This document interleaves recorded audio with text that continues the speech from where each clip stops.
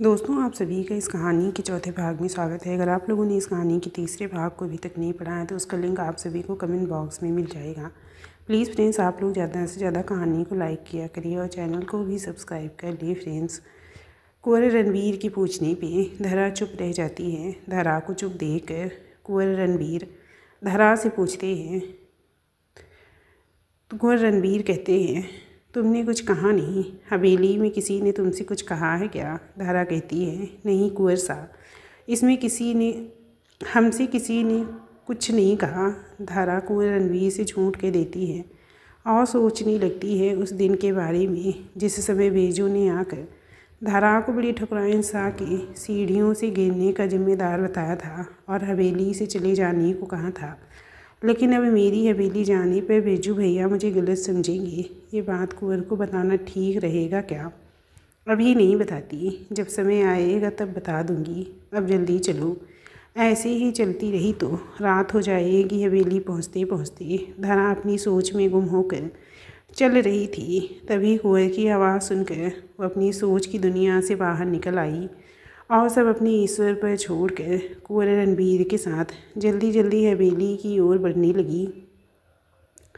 हवेली से थोड़ी दूर पहुंचने पर कुंवर रणबीर धरा के साथ चलते चलते अचानक रुक कर पीछे पलट कर एक पेड़ के पीछे जाकर गुम हो जाते हैं। धरा हवेली के बाहर पहुंचकर पीछे पलट कर देखती है और वहां कुंवर रणबीर को ना पाकर चुपचाप हवेली में दाखिल हो जाती है। धरा छोटी ठकुराइन के पास जाकर धरा कहती है, प्रणाम छोटी ठकुराइन सा। आओ धरा, हम कब से तुम्हारी आने की राह देख रहे थे। कुंवर रणबीर हमें बता रहे थे कि तुम्हें लेने गए थे। अच्छा किया जो तुम आ गई। दीदी तुम्हें बहुत याद कर रही है। जाओ तुम उनसे मिल लो। अब तुम्हें ही दीदी की देखभाल करनी है। सीढ़ियों से गिरने के कारण वो चल नहीं पा रही है और वो कुछ भी बोलने में भी असमर्थ है। छोटी ठकुराइन ने धरा को बड़ी ठकुराइन के बारे में सब बता दिया। कुछ हफ्ते पहले ही बड़ी ठकुराइन ने हमें हवेली में हो रहे संदिग्ध हरकतों के बारे में बताया था और हमें कहा भी था कि हवेली का ही कोई शख्स इन सब में शामिल है। क्या बड़ी ठकुराइन को उस शख्स का पता चल गया? कहीं बड़ी ठकुराइन की हालत उन्हीं लोगों ने तो नहीं की? हमें पता करना होगा। धरा अपनी सोच में गुम थी। तभी किसी ने उसके सामने चुटकी बजाई। धरा चुटकी की आवाज़ सुनकर यथार्थ में वापस आ गई। आप बार बार किस सोच में खो जाती हैं? कुंवर रणबीर ने पूछा। धरा कहती है, कहीं नहीं, बस ऐसे ही। कुंवर रणबीर से कहते हैं, चलिए हम आपको मासा के पास लेकर चलते हैं। कुंवर रणबीर कहते हैं।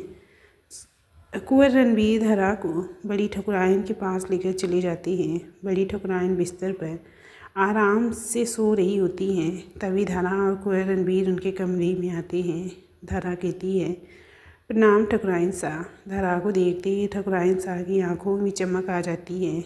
वो धरा को इशारे से अपने पास बुलाती हैं। धरा ठकुराइन सा के पास जाती है। ठकुराइन सा धरा से अपने आप को उठाकर बिठाने को कहती हैं। धरा ठकुराइन सा के संकेत को सांकेतिक भाषा समझ जाती है, जिससे ठकुराइन सा को यकीन हो जाता है कि धरा ही वो इंसान है जिसे वो छोटे ठाकुर की सारी सच्चाई बताकर बड़े ठाकुर और कुंवर रणबीर को आने वाले खतरे से बचा सकती है। बड़ी ठकुराइन ने अपने दोनों हाथों का उपयोग कर धरा को सांकेतिक भाषा में बातें करना शुरू कर दी। सबसे पहले उन्होंने धरा से कुंवर रणबीर को कमरे से बाहर जाने को कहा, जिसे धरा ने कुंवर रणबीर को बड़ी ठकुराइन सा के कहे अनुसार बाहर जाने के लिए कहा। कुंवर रणबीर के बाहर जाते ही बड़ी ठकुराइन सा ने धरा को बैठने के लिए कहा और इशारे से बताना शुरू किया। बड़ी ठकुराइन सा कहती हैं, तुम मेरी सांकेतिक भाषा समझ जाओगी, ये बात मुझे पता थी, क्योंकि जिस पणकी कबीले से तुम्हारा संबंध है उस कबीले से मेरा भी संबंध है। मेरा परिवार उसी कबीले से है। बड़े ठाकुर साहब ने मुझसे प्रेम विवाह किया था। हमारा विवाह हवेली के कुछ लोगों को स्वीकार नहीं था। उनमें से एक थे हमारे ससुर जी महेंद्र प्रताप सिंह और छोटे ठाकुर राजवीर सिंह। समय के साथ हमारे ससुर जी ने हमें स्वीकार लिया। हमें लगा हमारे देवर जी ने भी हमें स्वीकार कर लिया होगा, लेकिन वो हमारी भूल थी। उन्होंने हमें आज तक स्वीकार नहीं किया और हमारी वजह से वो अपने भाई और भतीजे से भी नफ़रत करने लगे हैं, जिसकी वजह से वो हमारी जान लेना चाहते थे। उन्होंने ही हमें सीढ़ियों से धक्का दिया था और अब वो हमारे बड़े ठाकुर साहब और रणबीर सिंह को भी नुकसान पहुंचाना चाहते हैं। उन्होंने हमें धमकी भी दी है, ये बात किसी को भी बताने से हमें तुम पर पूरा भरोसा है। इस वजह से हम तुम्हें सारी सच्चाई बता रहे हैं। अब तुम ही हो जो हमारी मदद कर सकती हो। हमें तुम्हारी मदद की ज़रूरत है। धारा कहती है, आप मुझ पर विश्वास रखिए, मैं आपकी मदद ज़रूर करूँगी। सबसे पहले हमें कुंवर रणबीर सिंह को सारी सच्चाई बतानी होगी। हम सही समय पर उन्हें आपके सामने लाकर सारी सच्चाई बता देंगे। आप बिल्कुल भी परेशान ना हों। बड़ी ठकुराइन सा कहती हैं, ये लोग बड़े सातिन हैं, तुम अपना ध्यान रखना। धारा कहती है, जी ठकुराइन साहब। हवेली में रहते रहते धारा को 5 दिन हो रहे थे। इस बीच वो कुंवर रणबीर को छोटे ठाकुर की सच्चाई बताने के लिए सही मौके की तलाश में थी। ऐसे ही एक दिन धारा अपना काम करके बगीचे में फूल चुनने गई। अभी भी उसके दिमाग में एक ही बात चल रही थी कि छोटे ठाकुर की सच्चाई वो कुंवर रणबीर को कैसे बताए। यही सब सोचते हुए उसका ध्यान ज़मीन पर पड़ी जहरीले सांप पर नहीं गया और अपने ही सोच में गुम वो फूल चुनने लगी। अचानक धरा ने अपना पैर उठाया, लेकिन ज़मीन पे रखने से पहले ही कुंवर रणबीर ने आकर धरा को बचा लिया। डर से धरा के चुने हुए सारे फूल ज़मीन पे गिर गए। कुंवर रणबीर धरा पर बरस पड़े। आखिर तुम्हारा ध्यान कहाँ रहता है? तुम्हें अपने सामने इतना बड़ा जहरीला सांप दिखाई नहीं दिया? अगर तुम्हें कुछ हो जाता तो हम क्या कहते? गुस्से में कुंवर रणबीर अपने दिल की बात धरा से कह देते हैं। धरा जो अब तक सिर झुकाए कुंवर की कही बातें चुपचाप सुन रही थी, सर उठाकर उनका चेहरा देखने लगी। कुंवर रणबीर, हम आपसे प्रेम करते हैं। धरा, ये अचानक नहीं हुआ है। जब हमने आपको पहली बार देखा था तभी से हम आपको पसंद करते हैं और आपको अपनी जीवन साथी के रूप में देखते आए हैं। हम आपसे शादी करना चाहते हैं। क्या आप हमसे शादी करेंगी? धारा कहती है, कुंवर साहब, आप हमसे शादी करना चाहते हैं, लेकिन मैं आपके काबिल नहीं हूँ। कहाँ आप और कहाँ मैं, ये शादी नहीं हो सकती। कुंवर रणबीर कहते हैं, क्यों नहीं हो सकती? क्या हम आपको पसंद नहीं? क्या आप किसी?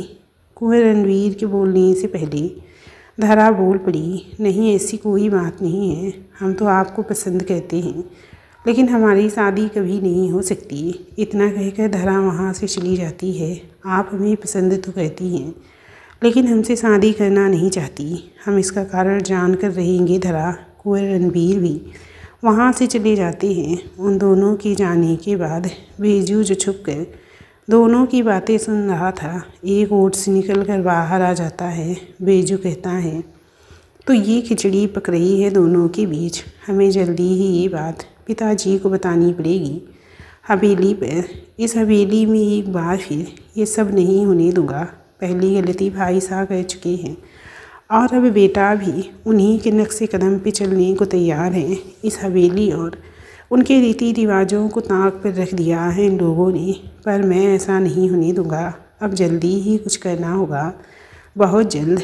मैं अपनी रियासत किसी भिखमंगे को नहीं देने दूंगा, किसी भिखमंगे की नहीं होने दूंगा। उस पर हमारे बेटे का अधिकार है, तुम्हारा अधिकार है ब्रजेश सिंह। उन्होंने बेजू की ओर मुड़ते हुए कहा। छोटे ठाकुर के दिमाग में कुछ खतरनाक योजना चल रही थी, जिसे वो जल्दी ही अंजाम में लाने वाले थे। क्या? राजवीर सिंह ने बेजू की ओर मुड़ते हुए कहा। बेजू कहता है, पिताजी, हमें कुछ कहना होगा इन लोगों का। अभी कुछ देर पहले ही मैंने कुंवर और उस लड़की की बातें सुनी। छोटे ठाकुर कहते हैं, हमारी समझ में एक बात नहीं आती। आप हमारे बेटे हैं और अब भी तुम सोच रहे हो, लेकिन हमने सब कुछ सोच लिया है कि अब हमें क्या करना है। आप कुछ लोगों का इंतज़ाम कीजिए, आज रात को ही हम सबको ठिकाने लगा देंगे। उधर धरा कुंवर रणबीर को ठकुराइन शाह के बारे में और हवेली में हो रही गतिविधियों के बारे में बताने का ठान लेती है। वो कुंवर रणबीर के कमरे में जाती है जहाँ रणबीर सिंह कुछ फाइल लेकर काम कर रहे थे।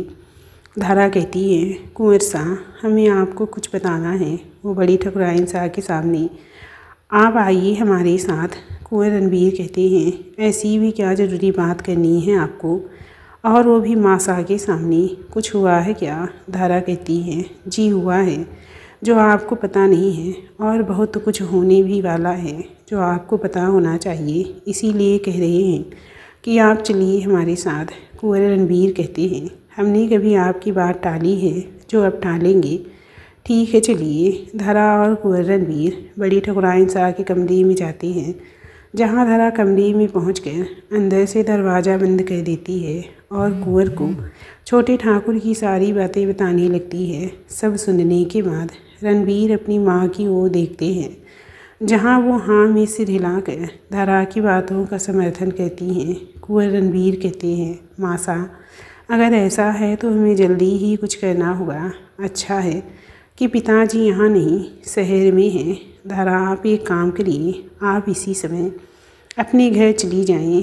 हम माँ शाह को शहर में पिताजी के पास छोड़ आएंगे, फिर यहाँ आकर सब ठीक कर देंगे। धारा कहती है, हम आपको और ठकुराइन शाह को मुसीबत में छोड़कर कहीं नहीं जाएंगे, हम आप दोनों के साथ ही रहेंगे। कुंवर रणबीर धारा के पास जाकर, आप हमारी बात मानिए, आप अभी इसी समय अपने घर जाइए, हमें और माँ शाह को कुछ नहीं होगा, विश्वास कीजिए हमारा, और हम आपको वचन देते हैं आपसे मिलने आपके घर हम ज़रूर आएंगे, ये वचन है हमारा। अब आप जाइए, हम किसी को कहते हैं आपको घर तक छोड़ आए। धारा कहती है, नहीं, हम अकेले चले जाएंगे, लेकिन आप हमसे मिलने आएंगे ना? कुंवर रणबीर कहते हैं, क्या आपको हमारे वचन पे भरोसा नहीं है? धारा कहती है, पर अपनी किस्मत पे भरोसा नहीं है। कुंवर रणबीर कहते हैं, हम आपसे मिलने ज़रूर आएंगे, अब आप जाइए यहाँ से। धारा ठकुराइन शाह के पैर छूकर और एक नज़र कुंवर रणबीर को देखकर वहाँ से चली जाती है। धारा के जाते ही रणबीर कुछ ज़रूरी सामान लेकर बड़ी ठकुराइन के साथ बाहर निकल ही रहे होते हैं, तभी 5-6 हट्टे कट्टे आदमियों ने हवेली के अंदर आने लगे। रणबीर उन्हें देखकर थोड़ा चौंक जाता है और अपनी माँ के बारे में सोचने लगते हैं। वहाँ छोटे ठाकुर के आते हुए देख उन्हें सब समझ आ गया कि आगे क्या हो सकता है। रणबीर कहते हैं, काका साहब, ये सब कौन है और यहाँ क्या कर रहे हैं? छोटे ठाकुर कहते हैं, अब इतनी भी नादान बनने की कोशिश मत करिए रणबीर, हमें पता है कि आपको हमारे बारे में सब कुछ पता चल चुका है, तो आप ये सब बातें करके हमारा और अपना समय बर्बाद ना करें। फिर अगले पल उन्हें कुछ याद आया और हा हा हा छोटे ठाकुर किसी विक्षिप्त की तरह हंसने लगे। हम भी कुछ भी कह देते हैं, आपको समय बर्बाद ना करने की सलाह दे रहे हैं, जबकि हमें पता है आपके पास ज़्यादा समय नहीं है। छोटे ठाकुर ने हंसते हुए कहा, काका साहब, आप होश में तो हैं, आप क्या कह रहे हैं? रणबीर ने कहा, छोटे ठाकुर, हम ठीक कह रहे हैं, हमने इस दिन का बहुत इंतज़ार किया है, और जब ये दिन आया है तो हम ये मौका अपने हाथ से जाने नहीं देंगे। काका साहब, आप ये सब क्यों कर रहे हैं? ये धन दौलती हवेली आपकी भी है, हम सब मिलकर अब भी साथ रह सकते हैं। आपने माँ शाह के साथ जो किया, मैं वो भी भूलने को तैयार हूँ। आप भी अपने मन का मैल हटा दीजिए। कुंवर रणबीर ने छोटे ठाकुर को समझाते हुए कहा। छोटे ठाकुर कहते हैं, तुमने कहा और हमने सुना, बस हो गया। छोटे ठाकुर ने अपने आदमियों को इशारा किया। इशारा पाते ही उन्होंने कुंवर रणबीर के दोनों हाथों को पकड़ लिया। फिर उन लोगों ने उन्हें मारने के लिए चाकू निकाला और रणबीर की तरफ बढ़ने लगे। वो रणबीर को चाकू मारने ही वाले थे कि कुंवर रणबीर ने अपने पैरों से चाकू को पकड़ लिया और धक्का देकर उस शख्स को पीछे ढकेल दिया। फिर अपने आप को पकड़ने वाले दोनों शख्स को बारी बारी से मारने लगे, लेकिन अकेले रणबीर कब तक इतने लोगों के सामने टिक पाते। कुंवर रणबीर दोनों शख्स को घायल कर पीछे मुड़ ही रहे थे कि किसी ने उनके सर पर भारी चीज से हमला कर दिया। कुंवर रणबीर वहीं लड़खड़ा गए। देखा तो कुटिल मुस्कान लिए बेजू सामने खड़ा था। कुंवर रणबीर के सिर से खून की धारा बहने लगी और वो बेहोश होने लगी। तभी छोटे ठाकुर ने आकर चाकू से उस पर हमला कर दिया। कुंवर रणबीर मरने से नहीं डर रहे थे, लेकिन उस वक्त तो अपनी माँ और धरा के बारे में सोच रहे थे। धरा से किया वादा वो इस जन्म में तो निभा नहीं पाई, लेकिन अगले जन्म में अपना वादा ज़रूर निभाऊंगा। मैं वापस आऊँगा आपके लिए धरा, वापस आऊँगा। कुंवर रणबीर सोचते हुए अचेत हो गए। छोटे ठाकुर कहते हैं, इसकी लाश को उठाओ और कहीं दफना दो या जला दो, जो करना है करो, लेकिन एक बात याद रखना, इसके बाद उस लड़की को ठिकाने लगाना है। जाओ जल्दी, हमारे पास आज रात का ही समय है। बेजू कहता है, पिताजी बड़ी ठकुराइन शाह का क्या करना है? छोटे ठाकुर कहते हैं, उसके बारे में हमने सोच लिया है। उसे शहर के पागल खाने में डलवा देंगे। हमने सब सोच लिया है। अब तुम जाओ और अपना काम करो। बेजू कहता है, जी पिताजी। बेजू कुंवर रणबीर के पार्थिव शरीर को जलाने के बाद अपने आदमियों के साथ धरा के घर की तरफ बढ़ गया। इधर आज धरा को बहुत बेचैनी महसूस हो रही थी। रह रह कर उसका गला सूख रहा था और सांस लेने में भी दिक्कत महसूस हो रही थी। ऐसा लग रहा था जैसे धरा के शरीर में से किसी ने उसके प्राण निकाल लिए हों। धरा सुबह होने की राह देख रही थी, इसीलिए करवटें बदल कर लेटी थी कि आधी रात को अचानक किसी की आहट से उसकी नींद खुली। वो चुपचाप उठकर खिड़की से देखने लगी। कुछ लोगों को अपने घर में आते देखकर उसे किसी अनहोनी की आशंका हुई। उसने पास में ही रखी लोहे की छड़ उठा ली।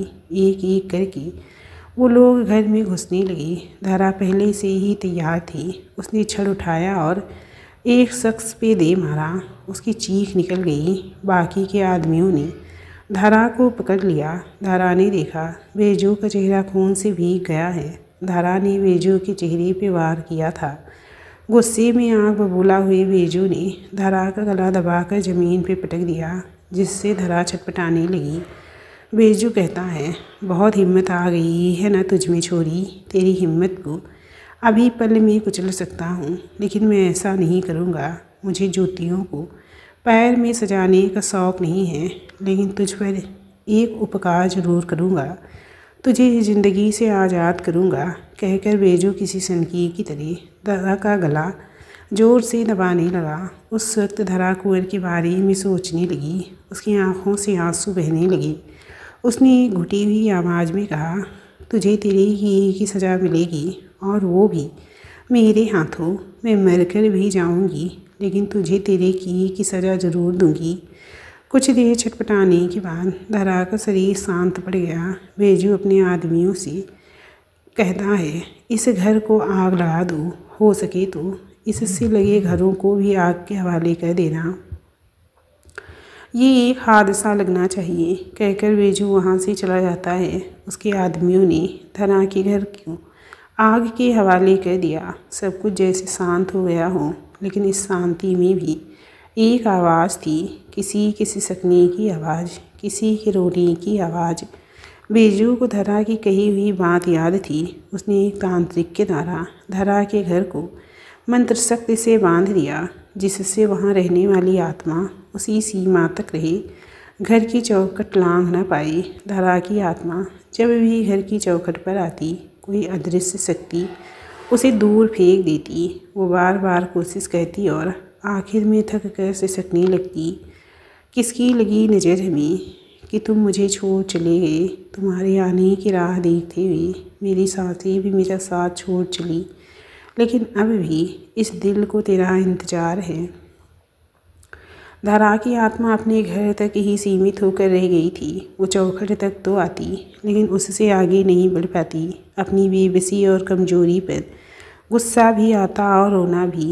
एक रात वो एक बार फिर चौखट पार करने लगी, लेकिन नहीं, वो दूर जा गिरी और वहीं पर सिसक कर धरा की आत्मा रोने लगी। वहीं रात के अंधेरे में कहीं साधुओं का एक समूह वहाँ से गुजरने लगा। उसी समूह में एक महात्मा थे जिनका नाम आदित्यनाथ था। उन्हें रात में किसी लड़की की आवाज़ सुनाई देने लगी। वो अपने रास्ते पे चलते चलते रुक गए और आवाज़ की दिशा में धीरे धीरे बढ़ने लगी। उन्हें विपरीत दिशा में जाते देख उनके शिष्य पैड ने पूछा, गुरुदेव अपराध क्षमा, पर हम कुछ पूछना चाहते हैं। गुरु आदित्यनाथ ने मध्यम मुस्कान के साथ कहा, हमें ज्ञात है तुम क्या जानना चाहते हो।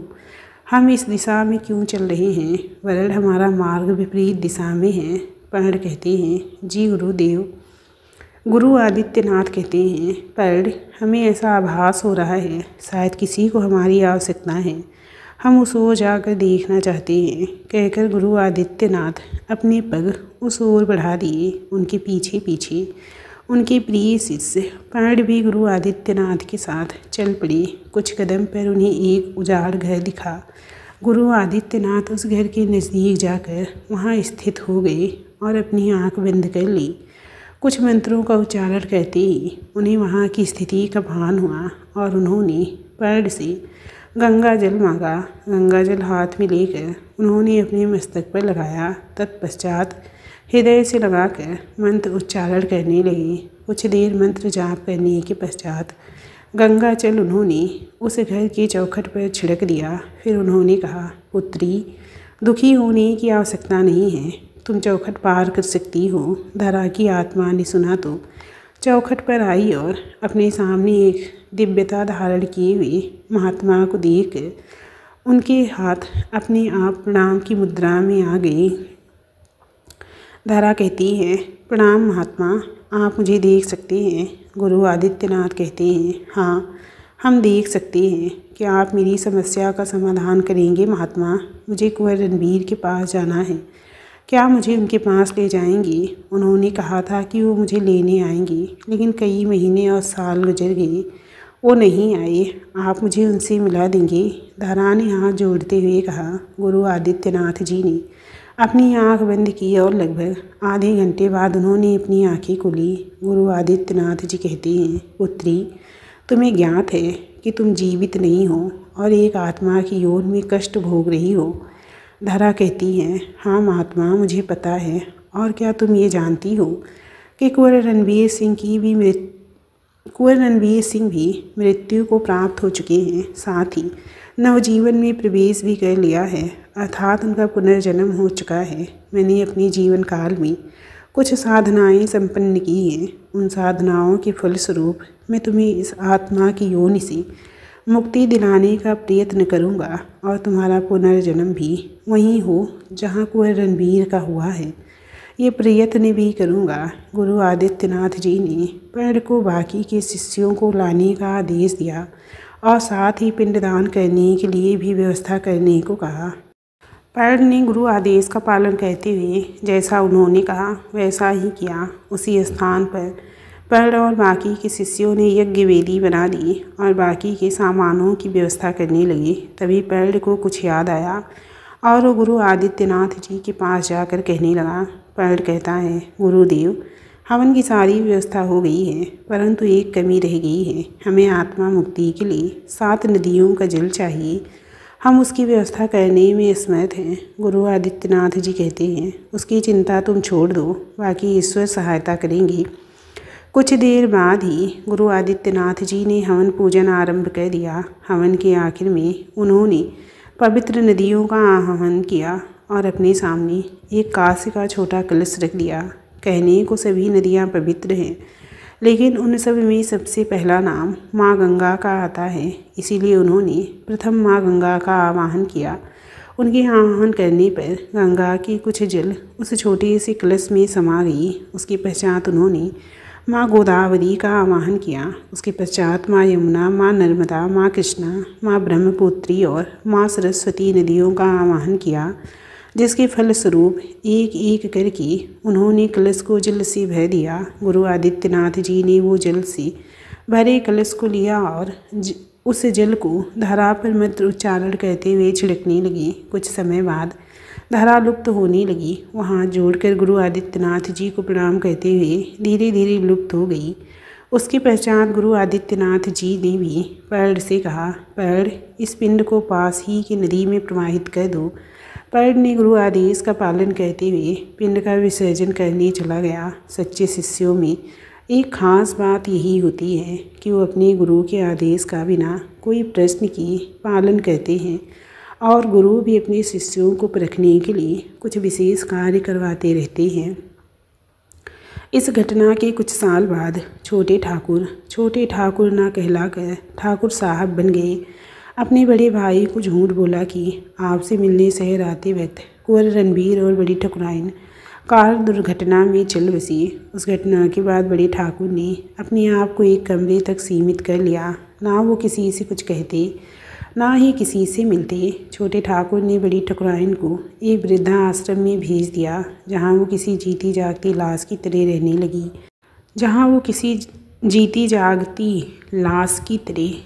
रहने लगी। उनकी सूनी आंखें हमेशा बाहर गेट पे ही रहती, जैसे किसी भी पल कुंवर रणबीर वहाँ से आने वाले हों। वहीं वीरेंद्र सिंह उर्फ बिरजू पूरी हवेली और रियासत का अकेला वारिस बन गया। वीरेंद्र सिंह की शादी हुई 3 साल हो रहे थे, लेकिन उनकी अभी तक कोई संतान नहीं हुई थी। कहते हैं ना, आप अपने कर्म को करके भूल जाएंगे, लेकिन आपका कर्म आपको कभी नहीं भूलता। देर सवेर अपनी की सज़ा तो मिलती ही है, और जिसने कर्म किया हो उसके साथी को भी उस दुष्कर्म का दंड भोगना पड़ता है। कहते हैं ना, कभी कभी गेहूं के साथ घुन भी पिस जाता है। यही स्थिति वीरेंद्र सिंह की पत्नी रोहिणी की भी थी।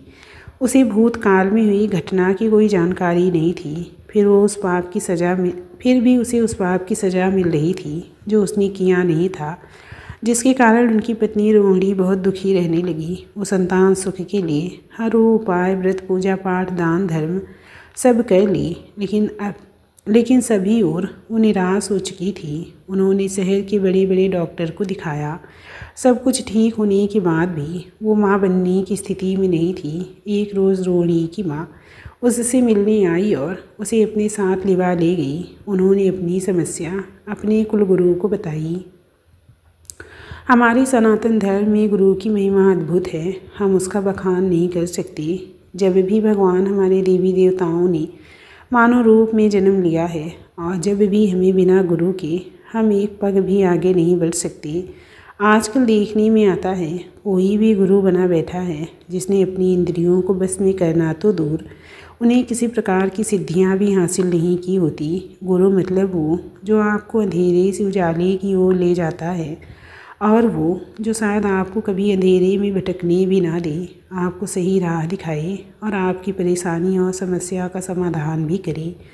हम भले ही उन्हें इस जन्म में ना पहचाने, लेकिन वो हमें जानते हैं और कैसे भी करके अपना साक्षात्कार कराते हैं। गुरु के रूप में डॉक्टर नारायण दत्त श्रीमाली जी, जिन्होंने 10 महाविद्याओं को सिद्ध किया है, उनसे उपयुक्त कोई नहीं हो सकता। उनके जैसे महान व्यक्तित्व के स्वामी और उतने ही अहंकार रहित व्यक्ति के रूप में गुरु मिलना मुश्किल है। गुरु अपने शिष्यों की समस्याओं का समाधान करते हैं और उन्हें राह भी दिखाते हैं। ऐसे ही कुछ रोहिणी के साथ भी हुआ। उनके मायके के कुल गुरु ने रोहिणी को नवरात्रि में दुर्गा उपासना करने की सलाह दी और नवरात्र के दिन से एक कन्या भोजन और उसके पूजन का विधान बताया। नवरात्र के पहले दिन से 2 वर्ष की कन्या एक दिन पर दिन उससे आयु में 1 वर्ष बड़ी कन्या का पूजन करने की सलाह दी। नवरात्र के आखिर में उन्होंने रात्रि जागरण और हवन पूजन करने की सलाह दी। रोहिणी ने कुलगुरु के बताए अनुसार नवरात्रि में कन्या पूजन, हवन और रात्रि जागरण किया, जिससे उसके पति के द्वारा कि पाप शायद कुछ कम हुए, जिसके फलस्वरूप कुछ ही महीने में उसके पैर भारी हो गए। पूरी हवेली में खुशी का माहौल था। ठाकुर वीरेंद्र सिंह और राजवीर ठाकुर ने पूरी हवेली को दियों से सजवा दिया। आखिर कई सालों बाद उनके यहाँ खुशियाँ आने वाली थी। रोहिणी गर्भावस्था में एक कार्य अवश्य करती। पहले सुबह उठकर स्नान से निवृत्ति होकर देवी दुर्गा का पाठ करना और दूसरा टेप रिकॉर्ड चलाकर संत कबीर जी के दोहे सुनना। सनातन धर्म कहें या वैज्ञानिकों का मत कहें, ये माना गया है कि गर्भावस्था में आप जो कहते हैं सुनते हैं और जो महसूस कहते हैं उसका असर गर्भ में पल रहे बच्चे पर भी होता है। महाभारत में भी जब अर्जुन सुभद्रा को चक्रव्यूह के बारे में बता रहे होते हैं, जिसे सुनते हुए देवी सुभद्रा सो जाती हैं, लेकिन उनके गर्भ में नन्हा अभिमन्यु चक्रव्यूह भेदन का रहस्य जान लेता है। यही हाल यहाँ रोहिणी के बच्चे के साथ भी हुआ। वो संत कबीर के दोहे सुनते सुनते सो जाती, लेकिन उसके गर्भ के शिशु से ध्यान से सुनती रहती। धीरे धीरे समय अपनी गति से चलने लगा और रोहिणी के बच्चे के जन्म लेने का समय भी आ गया। शुक्ल पक्ष एकादशी की रात रोहिणी को अचानक तीव्र असहनीय दर्द शुरू हो गया। हवेली में अफरा तफरी मच गई। दाई को बुलाया गया, जहाँ दाई ने कहा कि बच्चा उल्टा हो गया है, ये हमारे बस की बात नहीं, आप इन्हें लेकर शहर जाइए। ठाकुर वीरेंद्र सिंह और उनकी माता उन्हें अस्पताल ले जा रही थी कि एक आश्चर्यजनक घटना हुई। रोहिणी को एक आखिरी तेज दर्द हुआ और रोहिणी को एक आखिरी तेज दर्द हुआ और थोड़ी देर बाद ही एक नवजात शिशु की रोने की आवाज़ आई। उधर सुतरगढ़ से 7-8 किलोमीटर दूर शहर में एक 3 साल का छोटा सा बच्चा बहुत बेचैन है और बेचैनी की वजह से लगातार रोए जा रहा है। बच्चे के माता पिता बच्चे को संभाल नहीं पा रहे। तभी अचानक बच्चे का रोना अचानक से बंद हो गया और वो थक कर अपनी माँ की गोद में सो गया। दोस्तों, मिलती हूँ इस कहानी के आखिरी चैप्टर के साथ। चलिए फिर आप लोग जाने से पहले कहानी को लाइक और चैनल को सब्सक्राइब जरूर कर देना फ्रेंड्स। अगर आप लोगों को कहानी अच्छी लगी हो तो